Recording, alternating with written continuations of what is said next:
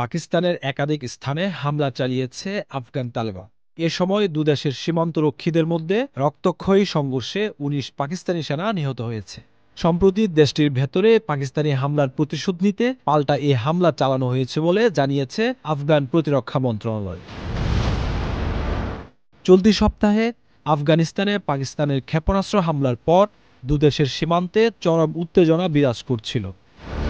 আফগান সীমান্ত বাহিনী খোস্ত প্রদেশে আলিশির জেলায় বেশ কয়েকটি পাকিস্তানি সামরিক চকিতে আগুন দিয়েছে এবং পাকতিয়া প্রদেশের ডান্ডি পাতান জেলায় দুটি পাকিস্তানি পোস্ট দখল করেছে।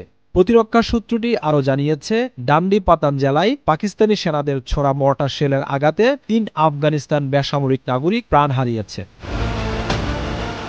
এদিকে গত সপ্তাহে পাকিস্তানে একটি সন্ত্রাসী হামলার পর আফগানিস্তানের পাকতিকা প্রদেশের বারমাল জেলায় 4টি স্থানে বোমা হামলা চালায় পাক বাহিনী।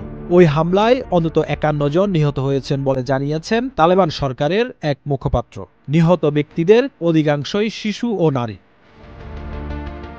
পাকিস্তানের ওই হামলার নিন্দা জানিয়েছে তালেবান সরকারের প্রতিরক্ষা মন্ত্রণালয়। সেই সঙ্গে আফগান ভূখণ্ডে পাকিস্তানের হামলাকে বর্বর ও স্পষ্ট আগ্রাসন অভিহিত করে এর জবাব দেওয়ার ঘোষণা দিয়েছিল তালেবান সরকারের প্রতিরক্ষা মন্ত্রণালয়। মোহাম্মদ জুবায়ের, চ্যানেল আই।